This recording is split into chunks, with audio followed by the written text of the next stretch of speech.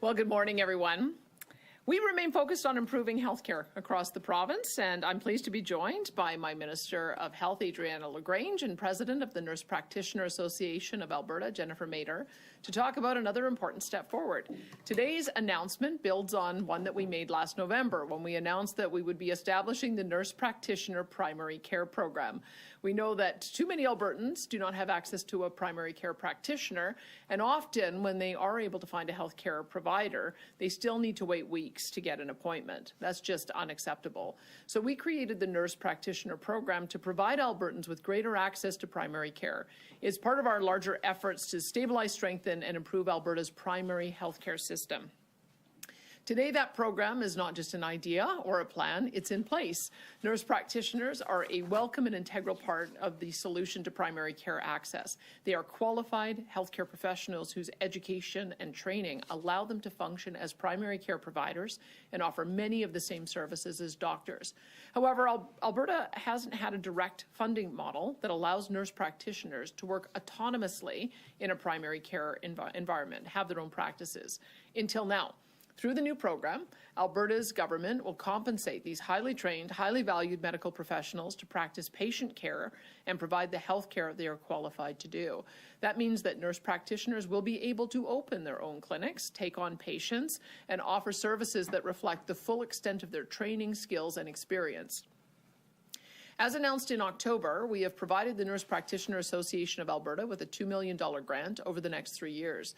This funding will enable the association to help nurse practitioners fill out applications, recruit staff, and plan their work. That could be setting up and managing their own team-based clinics or practicing independently in an existing setting with a team that's already established. Expressions of interest are now open for nurse practitioners interested in independent practice. And I would like to note that in this program, nurse practitioners will start with a minimum panel of 900 patients. This reflects a reasonable amount of patients for a full-time practice. I've said it before, Alberta's government is pulling out all the stops to stabilize, strengthen, and improve Alberta's primary healthcare system so everyone can access care when and when they need it. I truly appreciate that the Nurse Practitioners Association of Alberta and their members are willing to roll up their sleeves to work with the government on this critical work. This is an exciting step forward in our journey to refocus the healthcare system and expand primary healthcare. Certainly, there is much more work to be done, but make no mistake, we are on our way. Now I'll turn things over to Minister Adriana LaGrange for more details.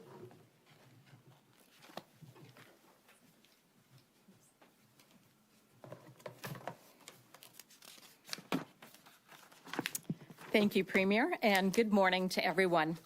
It is wonderful to be here once again to talk about how Alberta's government is taking concrete action to improve primary health care across the province. Over the past 5 months, we have been consulting extensively with the Nurse Practitioner Association of Alberta to develop a new nurse practitioner program that would expand opportunities for nurse practitioners and to provide Albertans with greater access to regular primary care providers when and where they need one. While it took a bit longer than we wanted it to, we wanted to make sure we got it right. And we wanted a program that will encourage nurse practitioners to practice and participate, and that will be sustainable in the long run, and also that will meet the primary care needs of Albertans. So we made sure that we worked really, really diligently on this program, and I want to thank Jennifer and her team for all that they did. I believe the model we are announcing today will do just that. Through the Nurse Practitioner Primary Care Program, nurse practitioners will practice comprehensive primary care autonomously and operate their own practices or join existing primary care clinics. We will compensate nurse practitioners approximately 80% of what a family physician would provide who provides comprehensive primary care is paid. Compensation will be based on the number of patients they have or their panel size. The minimum panel size is 900 patients, and nurse practitioners will have 2 years to reach that number.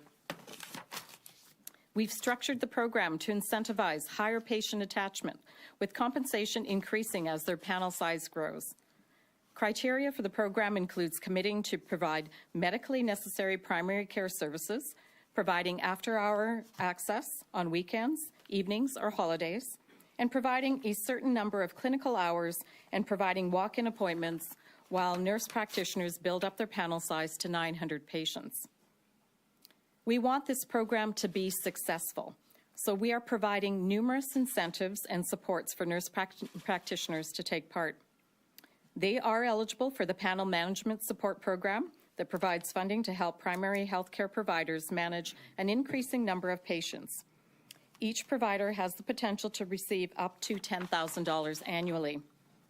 They are also eligible for the Rural, Remote, and Northern Program that provides funding as an incentive to practice in rural areas, similar to the program that rural physicians access.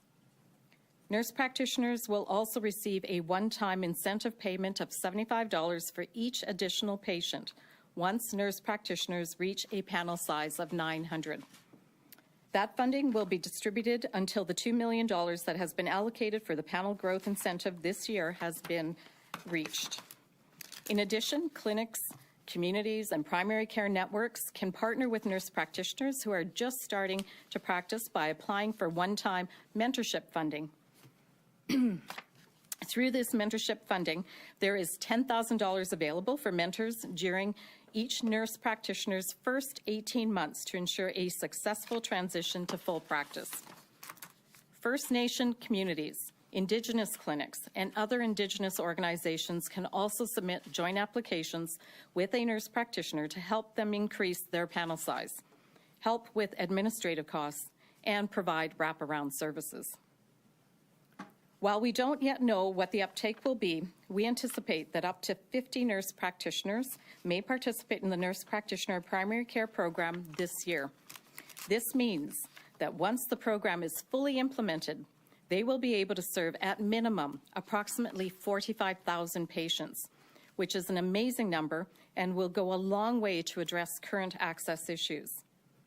The program will operate for a minimum of 5 years, subject to regular reviews and adjustments to meet evolving primary healthcare needs of Albertans. An audit function will ensure compliance with program parameters, enhancing accountability. And I firmly believe that the Nurse Practitioner Primary Care Program is great news for Albertans and great news for the primary healthcare system overall. It will add more health capacity in communities across the province. It will give Albertans more access to a regular primary care provider who they can develop a long-term relationship with, and it will help take pressure off the rest of the healthcare system.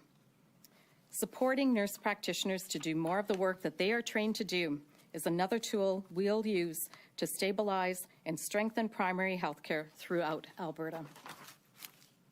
And before I close, I want to thank the former president of the Nurse Practitioner Association of Alberta, Dr. Susan Pendergast, as well as the current president, Jennifer Mator, for all of their hard work in getting us to this day. The association will be using a $2 million grant that we are giving them over the next 3 years to help nurse practitioners throughout the application process, to recruit more nurse practitioners to participate in the program, and to support them as they plan to work independently. To all the nurse practitioners throughout the province, thank you. Thank you for all the tremendous hard work that you do each and every day serving Albertans.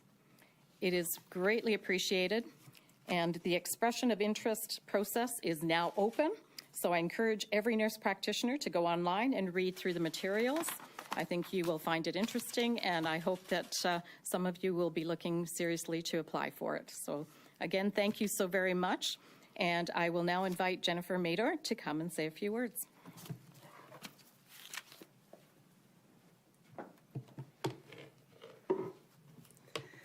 Thank you, Premier Smith and Minister LaGrange. Nurse practitioners bring high value to the healthcare system, and thank you for recognizing that. With over 700,000 Albertans without a primary care provider and over 900 nurse practitioners in Alberta, there is real opportunity here to significantly decrease the lack of access.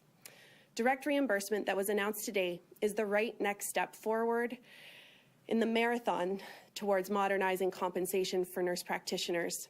This removes obstacles to care by allowing the flexible integration of the only other primary care provider that can provide comprehensive longitudinal primary care. Family physicians are a scarce resource, unfortunately. The current supply of physicians in family medicine cannot do the demand alone. We are working towards a team-based model of care, and we look forward to working with our physician colleagues in addressing the healthcare deficits. It'll take the whole team, including registered nurses, pharmacists, physios, social workers, paramedics, and many others in order to provide wraparound primary care services, and we look forward to working with all members of the team to address Albertans' needs. We have to remove the current obstacles and barriers that allow us to get to work for Albertans. Across the country, nurse practitioners have been implemented in primary care for many years. Since 1970, every national level health report has recommended the full integration of nurse practitioners as an efficient, effective, and necessary role in primary care. The limitation that was addressed today is funding, and that sustainable funding is now being removed as the obstacle. Thank you, Premier and Minister, for taking the first right step in removing this barrier through the implementation of direct reimbursement. It means that NPs will now be enabled to access funding to open their own clinics or join existing clinics. This will help offset overhead costs and the workload that our physician colleagues are currently experiencing. We look forward to working with them. It will allow them to lead multidisciplinary teams and to direct care and resources that are specific to the communities that they serve. But most of all, it provides patients to expert primary care services by one of the most researched health professionals in the last 50 years. NPs are shown to provide excellent health care, address complex medical needs, and provide excellent patient-centered care. Rest assured, nurse practitioners will be able to provide all primary care services that Albertans need. It is this blending of nursing and biomedical model training that enables nurse practitioners to be the only other option that is immediately available for the primary care demands of today and tomorrow. This new compensation model is new for nurse practitioners. There will be some growing pains, but I'm excited for the potential that this new model provides. We have a collaborative, good working relationship with Alberta Health, and I expect that we can ensure the funding is reflective of nurse practitioners' expertise, training, the medical liability that they take on, and will counter the systemic disadvantages that currently exist for NPs opening a small business. Together with Alberta Health, we will address removing any other legislative or regulatory barriers that limit patient access to full-scope NP care. I look forward to continuing this work with the Minister's office and ensure success of these small businesses to ensure their viability and purpose for improving access to primary care services for Albertans. Thank you. And with that, we'll go into the media Q&A. We'll start off with questions here in the room. Reminder for one question, one follow-up. We'll start with Catherine, then Brianna, then Jonathan. Okay, so Catherine Gurkowski, Alberta Today. I'm trying to understand the math here because we have physicians who say they aren't sure whether to close their practice and go full-time to the hospital. They have all this overhead, rent. There's so much cost to running a clinic, and you're saying nurse practitioners get 80%-ish of that compensation. So how's that going to work? Like, are they going to be drawn from the hospitals in order to make enough money to run their clinics, or how do you see the math working out? Well, so what I think you're referring to is the fact that the doctors, our family physicians and our rural generalists have very complex funding models. And it's the reason why we worked very closely with the Alberta Medical Association to address those issues. It's why last week or the week before we made the announcement on the new funding model framework, and that we're going to go to rate review committee. It is very complex for family doctors and rural generalists and the physicians in general. There's fee-for-service, there's ARPs, there's blended capitation models. They can choose from which ones work best for them. So what we're looking to do here is really make sure that the nurse practitioners have a model that is sustainable, that allows them to do the great work that they're able to do, take on their own patients. It's the first of its kind in Canada, is my understanding. So we're leading the way nationally for nurse practitioners to be able to do that work. And yesterday, when we were talking about that audit, there's some clinics that are charging membership fees. I'm wondering how many of those clinics may be nurse practitioners who would love to be able to have billing codes but have no choice but to charge patients. Well, We're fixing with this. yeah, Yeah. that's what we're looking to fix with this, because of the fact that nurse practitioners to date have not been able to take on panels without charging fees. So How many? on the 40, she's talking about the medical clinics, so I'm not sure how many of those are nurse practitioner. I don't know if you know any of those clinics that are out there, or how many there are. Do you? I don't have a specific number, but there We are might some need you that to come to the oh, sorry. Oh, sorry. Sorry. There are a few out there, and they have no other option other than to provide what's needed in their current communities. I don't have a specific number for you. And we'll go to Brianna. But as far as the clinics that we are investigating and making sure that we can look at, we are wanting to make sure that those that are providing services or providing those memberships are not charging for insured services. That is very clear. That's not allowed, and we are making sure that that does not happen. Premier, today after seeing the letter that was sent to your Municipal Affairs Minister, city councillors in the city of Edmonton are asking you to apologize for speaking about it before you even received the letter. Will you be issuing that apology? Well, I hope the reporter who asked me the question apologizes for asking me the question. I didn't ask you specifically about the letter, though. We didn't know about it. I asked if you had received any reports of these sorts of issues. I will tell you, didn't receive the letter. You I will didn't have to tell say the when you received it. reporter who asked me the question what my answer was that day, because I was doing a task force announcement on funding for Ukrainian evacuees, and I said, I would say I've heard that a letter is coming in to the Minister of Municipal Affairs. I've not seen that letter, but I would maybe direct you to the Minister of Municipal Affairs to see what his comment is on that. When pressed by the reporter, I further said, look, I mean, I don't want to prejudge what may or may not be in a letter that we've been told we will receive, and so I just wouldn't mind seeing the letter, talking to my Municipal Affairs Minister, and seeing if there's anything more that we need to do. But at the moment, I've not seen the letter. We've not received it yet. I've just been told it's on the way. I would just say that I don't want to mischaracterize it because I don't know the details. So I'd rather just wait and see what the letter says. The letter came in. The Minister of Municipal Affairs reviewed it, and he forwarded it to the Integrity Commissioner. And you can ask further questions to the Integrity Commissioner. And my question was, did you receive any reports about X? You hadn't at that point, so you could have just said no. Okay. No. And we'll go to Jonathan. Okay, Jonathan Bradley, Western Standard. So this compensation model is for 80% of funding. How is that number determined? Do you want to go? Sure. Sorry.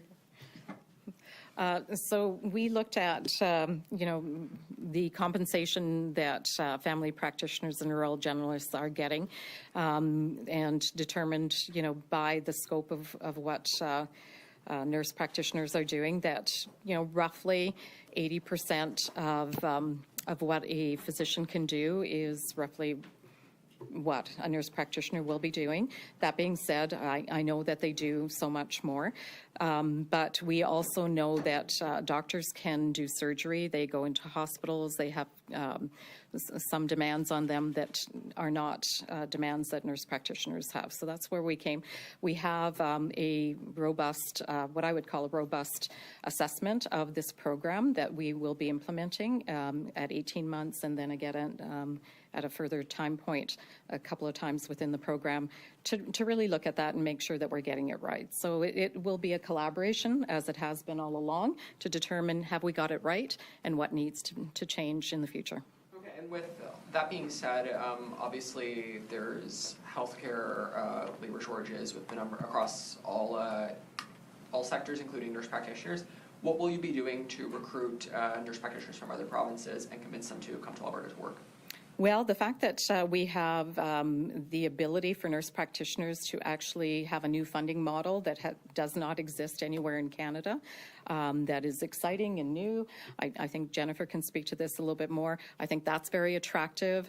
We certainly want to retain the nurse practitioners that we do have, and we are continuing through the College of Nurses to look at how we can attract more nurses. We have been able to. I believe the number is about 4,700 nurses overall to the province in the last year alone. And we know that with a growing population, great news for us that we're growing as a population, but we do need more across the province. And maybe Jennifer could actually speak to the excitement that she's hearing from her colleagues across Canada. Thank you. When the Nurse Practitioner Association did a scoping review of Canada, most of the funding models that exist have to flow through primary care networks or other government institutions. This is the first direct funding model that mirrors what our physician colleagues have had. It allows flexibility for our ability to have more of an entrepreneurial relationship and model where now these nurse practitioners can open and run their own clinics. So that's novel. And everybody across Canada has been mentioning this to me as something that they're looking to modernize their primary care healthcare system, including nurse practitioners. Thank you. Yes, Thanks, Jonathan. And we'll go over to the phones now. Operator, can you put through our first caller, please? Lauren, CBC. Hi. So I guess my question would be for Minister Lagrange. According to the most recent data from the Canadian Institute of Health in 2022, there was about over 600 NPs in their province, and of that number, almost half were in hospital settings. So are you concerned at all that some of those nurse practitioners might be moving from hospitals to clinic, and isn't that just moving the problem around? Well, we're now over, from the numbers that you have, we're over 900 nurse practitioners in the province. I do know that there are nurse practitioners that specialize, whether it's in oncology or other specialty areas. My understanding, having spoken to a number of them just recently, that they would continue providing the services that they provide, but they love the opportunity for other nurse practitioners who want to practice in comprehensive longitudinal family care. They want to have that type of a practice, that this allows them that flexibility to do that. So I don't think that we'll see a mass exodus out of facility care for nurse practitioners, but this does allow for additional options. And I believe that's what, Jennifer, you've been hearing as well. Yeah, okay. And my follow-up question would be maybe for Jennifer regarding the nurse practitioners. Like most nurses are female, so do you think that's going to make it easier for female patients that want to access a healthcare provider that is the same gender as they are? Some women want the same gender for healthcare providers. So do you think that make it easier for women in the province? Absolutely, yes. Thank you, Laurence. And operator, could you put through our next caller, please? Kendra Silowski, Global News. Hi, this question is for the minister. I'm wondering if you could please tell us more about potential measles exposure in Edmonton, specifically in healthcare settings, the Stollery Children's Hospital, the seriousness of this. Thank you. Thank you. We were made aware of a child that had been traveling and who had contracted measles and who has, yes, been to the Stollery. So I know that Dr. Jaffe, our CMOH, and Public Health is making sure that those who may have come in contact with this child has awareness of it in case they need to take additional action. Thank you. And can you still hear me? Yes. I just wanted to follow up on nurse practitioners. We've heard from some medical clinics that are closing, saying they can't afford under the fee structure to pay for their rent. So after this one-time fee runs out with the nurse practitioners, how will they be able to run a clinic when we're seeing these overhead cost concerns? Well, the administrative costs are built into the funding model for nurse practitioners, just as they are also accessible to family physicians and rural generalists. So they, as I said earlier, their funding model is very complex. It's the reason why we've added additional funding to stabilize primary care physicians in the province. It's why that was over $200 million, up and above the negotiated contract of $789 million over 4 years. Plus, we've added the $57 million in panel management, and we've gone on and on just to make sure that we can, in fact, stabilize family medicine while we are looking towards this new funding model for family practitioners, for doctors that practice the comprehensive family care. So there has been a lot of effort made to make sure that physicians have access to it, but ultimately physicians are autonomous and they can make decisions in the best interest of their own businesses, and they have that ability. Thank you, Kendra. Operator, can you put through our next caller, please? Jennifer Lee, CBC. Hi, thanks for taking my question. Minister, I just wanted to get back to the measles case.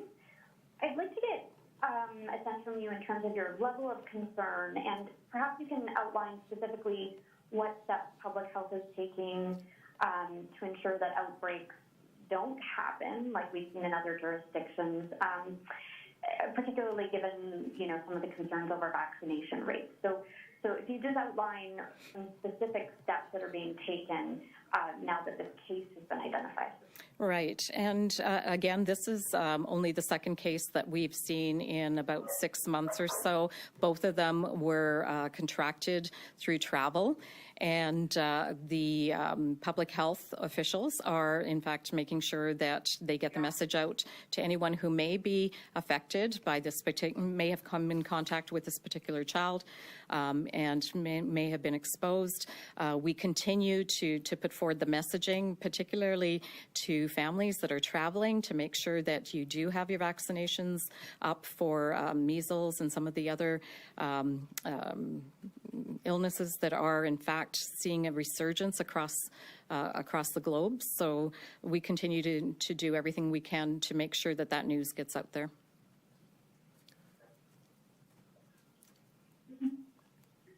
And I just have a question for Jennifer regarding this announcement, if possible. What are you hearing from your nurse practitioner colleagues regarding this announcement, this step? You mentioned there are other obstacles. So what are those that you want to address moving forward? And do you think this funding model is sustainable in terms of opening a practice, operating one in the long term? So we had a special membership meeting last night, and the overall feeling was that this is an excellent first step to building this relationship. These are expert primary care providers who have sought out ways to provide care. They have been doing this work for quite a few years under the PCN model. Some have gone private in order to provide care. This now offers them an alternative model. They do not need to do this independently outside of other multidisciplinary clinics. They can certainly join clinics or collaborate with others in order to sustain the overhead, as we know that it is challenging, but it is built into the system. And as new business owners, the NPA will be supporting any nurse practitioner that goes into this publicly funded model, along with Alberta Health, to ensure it's sustainable and viable for the future. Thank you, Jennifer. Operator, did we have any more callers in the queue? There are no other questions in the queue at this time. Thank you. That'll conclude today's press conference. Thanks, Jennifer.